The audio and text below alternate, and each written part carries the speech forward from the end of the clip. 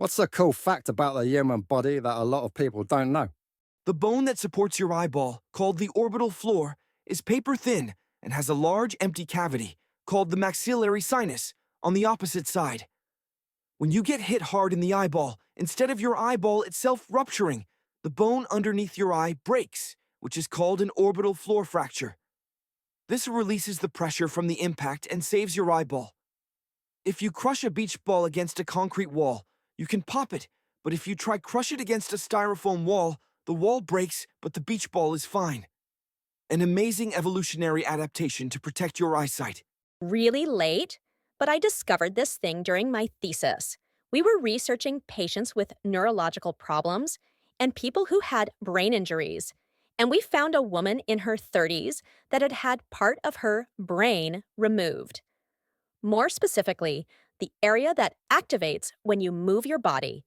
Well, she was moving and talking with just some minor missteps, and theoretically, it was not possible. She was paralyzed in the first 3 months after the operation. She was caught in a car accident, if I remember correctly.